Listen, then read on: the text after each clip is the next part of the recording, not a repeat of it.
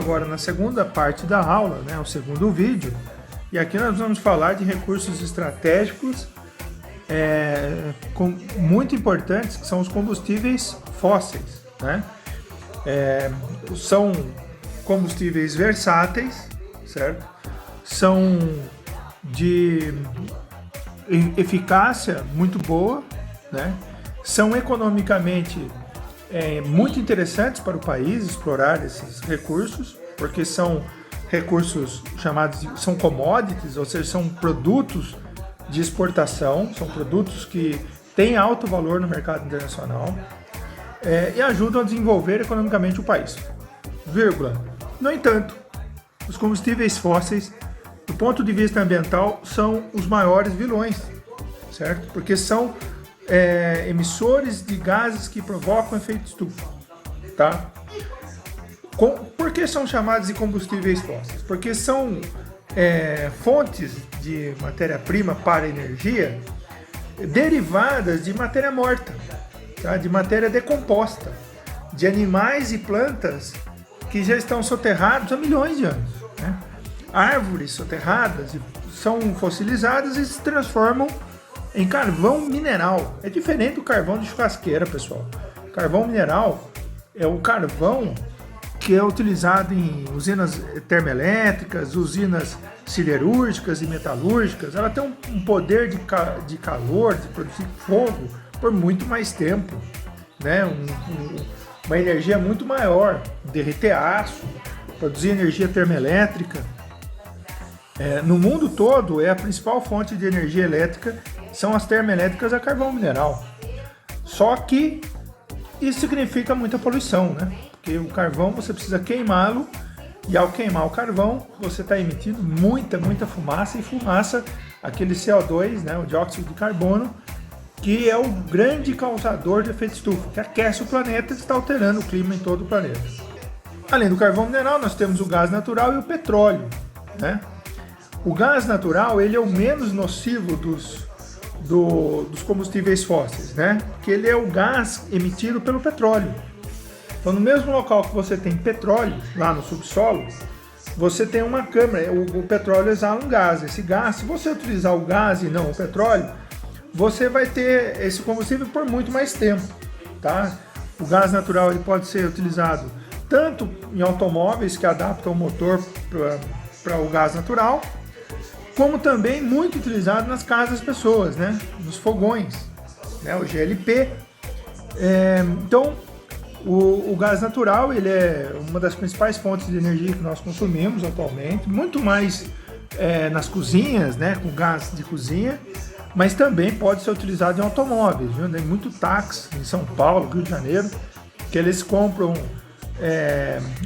uns tubos lá de gás, faz adaptação ao motor, e é mais barato que gasolina e diesel, né? Para quem usa muito carro, compensa, né? Custa caro, né, fazer essa adaptação, mas como taxistas, quem tem Uber, por exemplo, usa muito, rapidamente consegue compensar pagando um valor menor de combustível, e com isso tendo o seu investimento recuperado em pouco tempo, tá? O gás natural, ele também emite poluentes, tá, com a sua queima, mas ele é bem menos danoso que, por exemplo, gasolina queimada, né, ou o carvão mineral queimado. Então, o gás natural tem muito no pré-sal, né, da Bacia de Santos. O Brasil é produtor de gás natural e nós estamos diminuindo as nossas importações, né, porque nós estamos aumentando a produção interna, principalmente depois que foi descoberto petróleo lá no pré-sal, na Bacia de Santos. Nós passamos a ter uma produção maior de gás. Ainda importamos da Bolívia, mas essa dependência tende a ser menor, por causa da produção aqui local do Brasil. Aqui do texto, por exemplo, até cita o gasoduto Brasil-Bolívia, né? O Brasil, nos anos 90, passou a importar gás da Bolívia. Isso fez com que aumentasse muito a utilização do gás, principalmente automóveis adaptados. Mas com as novas descobertas de gás aqui no território brasileiro, a tendência é o Brasil precisar cada vez menos desse gás boliviano, que é bom, né? Mas vamos lá. Agora, o carvão mineral não acontece o mesmo, né? O Brasil nunca privilegiou o carvão mineral, porque não tem muito carvão no Brasil, né? O Brasil tem muito carvão apenas lá no sul do Brasil, nas regiões de Tubarão, em Santa Catarina, e Candiota, no Rio Grande do Sul, onde concentra a maior parte da produção de carvão mineral do Brasil, são nessas duas regiões do sul do Brasil. Então, pela falta do carvão mineral e pela também excedente de rios que poderiam ser utilizados a usina hidrelétrica, nós optamos muito mais pela produção de energia hidrelétrica do que as fontes de carvão mineral. O Brasil, inclusive, é obrigado a comprar carvão mineral de outros países. Nós temos que importar carvão porque não é suficiente a nossa produção, né, muito concentrada no sul do Brasil, em Candiota. O próprio texto aqui fala, né, que o Brasil tem apenas 0,1% da produção mundial de carvão, ou seja, o Brasil não é rico em carvão mineral, certo? É a principal fonte de energia elétrica do mundo, mas no Brasil não é carvão mineral, e sim hidrelétricas. Bom, aqui já na página 45, nós temos um texto falando da produção de petróleo no Brasil. O Brasil começou a explorar petróleo nos anos 1950, né? Getúlio Vargas inaugurou a Petrobras, uma empresa estatal, ou seja, do governo brasileiro. As primeiras áreas de produção de petróleo foram na Bahia, mas em áreas onshore, ou seja, em áreas territoriais brasileiras, em área, digamos assim, do continente, certo? A nossa produção de petróleo é muito baixa. Nossa produção é mais concentrada em áreas offshore, certo? Áreas offshore, ou seja, no fundo do mar. Offshore no fundo do mar, onshore dentro na terra, né, na parte continental. Então, nossa produção é muito mais offshore, no fundo do mar, a qual a Petrobras ela é especialista. Ela é recordista mundial em exploração de petróleo em águas superprofundas, né? Nós temos a Bacia de Campos no Rio de Janeiro e a Bacia de Santos em São Paulo como as maiores áreas de produção de petróleo no Brasil, tá? A Bacia de Santos é onde está o pré-sal, né? O pré-sal, que é inclusive uma exploração de petróleo inédita no mundo, porque é uma perfuração muito funda e atravessando brocas, tendo que atravessar camadas de rochas de sal. Então, o que dificulta, né, o equipamento, não existia equipamento adequado para exploração nesse tipo de situação, mas a Petrobras adaptou equipamentos, criou a tecnologia para que isso fosse possível. Eu lembro que lá em 2008 havia artigos dizendo que era muito perigoso e que talvez o Brasil jogasse muito dinheiro fora em busca do pré-sal. O governo brasileiro, junto à Petrobras, fez altíssimos investimentos, sofreu muito nesse período porque o petróleo baixou de preço e a Petrobras gastando muito na exploração do pré-sal. Então agora é a hora de colher os frutos, né? De explorar esse petróleo a qual a Petrobras gastou tanto dinheiro. Infelizmente, ela que gastou tanto dinheiro para conseguir as tecnologias possíveis, né, da exploração, agora tem que dividir com empresas estrangeiras que não tiveram o trabalho de fazer a pesquisa e a criação de tecnologia, né? Vai ganhar de mão beijada algumas áreas de exploração aí. O governo decidiu que seria assim, né? Uma pena. Mas tudo bem, há opiniões contrárias sobre isso também. O importante é que o pré-sal mais do que dobrou a produção de petróleo no Brasil. Com isso, o Brasil tem produção de petróleo suficiente para o abastecimento interno. No entanto, isso não acontece, por quê? Porque o Brasil ele acaba exportando petróleo e importando outros tipos de petróleo, certo? A produção de petróleo brasileira é mais para a produção de diesel, né? E a gasolina que nós utilizamos, nós não conseguimos produzir o suficiente. Então nós temos mais diesel e exportamos e temos pouca gasolina importando. Mas se você contar a quantidade de petróleo, seria o suficiente para o abastecimento do Brasil como um todo, tá? Mas acaba tendo que vender um pouco e comprar um pouco de derivados do petróleo aí. O petróleo, ele é um grande vilão do aquecimento global. Muita gente critica o investimento nesse tipo de combustível, mas é uma commodity que gera muitas riquezas ao país, né? É um material de alto valor, certo? Que depois dos gastos iniciais vai gerar muitos lucros ao país. Então, muitos aí criticam pela questão ambiental, mas do ponto de vista econômico, tem grandes vantagens a exploração do petróleo. O petróleo ele é muito versátil, ele pode ser utilizado na fabricação de borracha, tintas, diversos tipos de combustível, né? O diesel, gasolina, querosene, produtos de limpeza, diversos utilizam petróleo, até produtos de beleza utiliza petróleo, né? Plástico vai petróleo. Então é um produto muito versátil para a indústria. Então, um país que quer se desenvolver, se industrializar, ter grandes reservas de petróleo faz muita diferença. E as reservas de Santos, né, a reserva aqui, ó, do pré-sal em Santos, mudou o patamar do Brasil, né, em relação à produção de petróleo. Hoje o Brasil é um dos grandes produtores de petróleo do mundo. Bom, vamos falar um pouquinho da energia nuclear, né? O Brasil, na época dos militares, resolveram investir em tecnologia nuclear. Os militares tinham interesse dúbio na energia nuclear, que era a obtenção de bomba atômica junto com a produção de energia nuclear. A Argentina, por exemplo, naquela época era contra o Brasil ter energia nuclear, denunciava o Brasil, tinha rusgas ali, tinha digamos assim, uma rivalidade Brasil e Argentina. E a Argentina não gostou nada do Brasil ter construído ali no Rio de Janeiro as usinas de Angra, né? Angra 1 e a Angra 2 só foi completada nos anos 2000.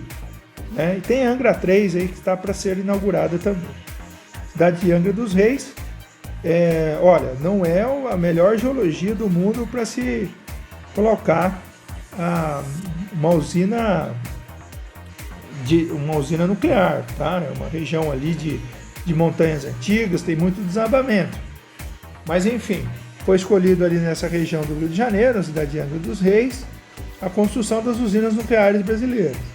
Corresponde a 2% da energia do Brasil, né? A fissão nuclear através de átomos de urânio, ela tem, digamos assim, entusiastas e inimigos. Por quê? Porque usina nuclear, pessoal, a energia nuclear, ela polui pouco, por aquilo que pareça, polui pouco. Porque a fissão do átomo de urânio vai gerar uma energia com pouca matéria-prima que vai aquecer muita água e o vapor dessa água que vai mexer na turbina.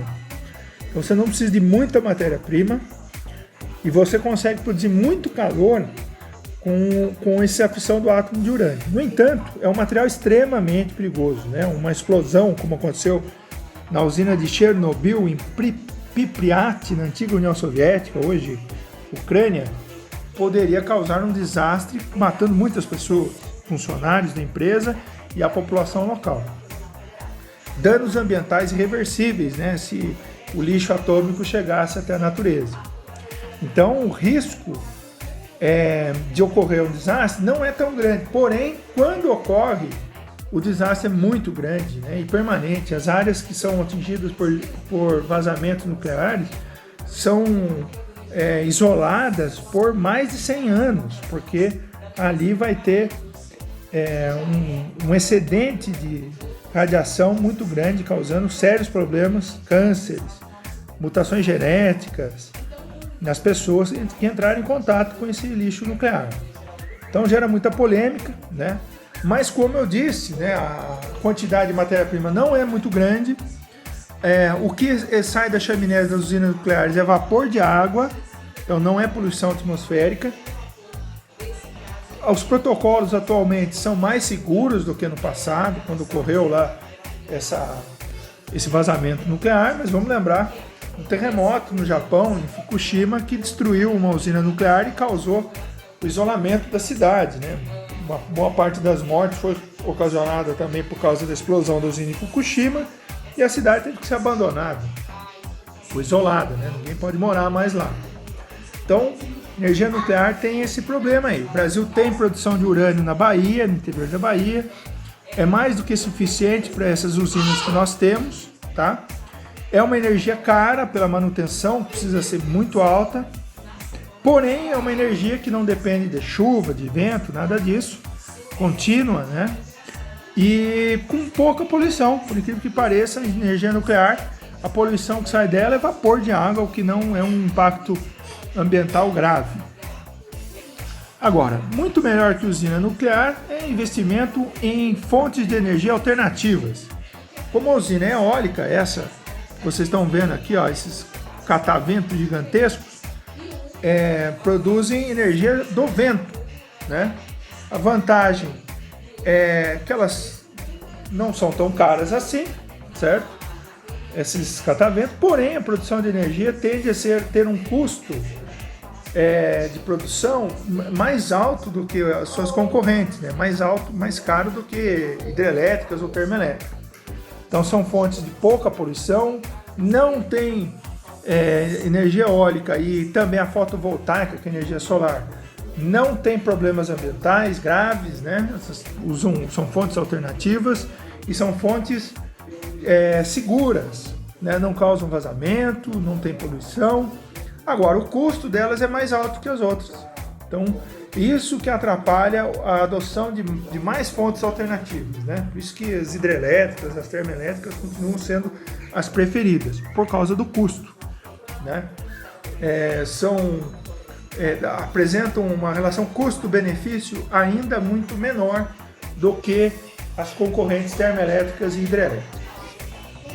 Bom, e aqui vamos para as atividades, certo? O que impede o uso mais amplo de fontes de energia sustentáveis, como a eólica e a solar? Vamos marcar xizinho.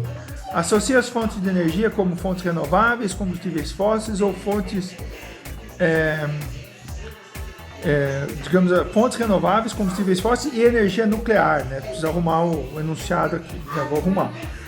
A principal fonte de energia elétrica no Brasil, outra coisa que eu vou arrumar, é qual? Entre as vantagens e desvantagens da alta dependência das hidrelétricas como fonte principal de energia, associe, certo? Então, ó, das hidrelétricas, viu, pessoal? Nessa questão aqui, ó, vantagens ou desvantagem das hidrelétricas. Por exemplo, não emite poluição atmosférica. Isso é vantagem ou desvantagem? É óbvio que é vantagem. Baixo custo de manutenção. É uma vantagem, assim por diante. Simples, bem fácil também. Bom, mais uma questão aqui, ó, sobre a produção de petróleo no Brasil e no mundo, marca as afirmações como verdadeiras ou falsas. Por exemplo, o Brasil é o maior produtor de petróleo do mundo? Isso é falso, né, pessoal? Porque a maior produção de petróleo do mundo é lá no Oriente Médio, na região do Golfo Pérsico. A Venezuela é o que mais produz petróleo na América Latina, um dos maiores do mundo também. O Brasil aumentou muito, está entre os 10 maiores produtores de petróleo do mundo, mas não é o maior, tá? A outra pergunta aqui, as maiores reservas de petróleo brasileiras são encontradas em zonas offshore, no fundo do mar. Isso aqui é verdadeiro, tá? A maior reserva de petróleo do Brasil é o pré-sal, também é verdadeiro, né? O principal uso do petróleo se dá na fabricação de borrachas e tintas. Isso é falso. A maior parte do petróleo é utilizado como combustíveis, como diesel, querosene e gasolina, tá? São utilizados sim na produção de borracha e tinta, mas é muito mais utilizado como fonte de combustíveis de automóveis. A principal fonte do uso do petróleo é em forma de combustíveis de carros, caminhões. Verdadeiro. O uso do petróleo deve ser incentivado, pois é uma fonte renovável de energia? Falso, né? Bom, é isso, pessoal. É só enviar. Terminando aqui, ó. Terminou, respondeu tudo. É só clicar aqui no enviar e pronto, acabou.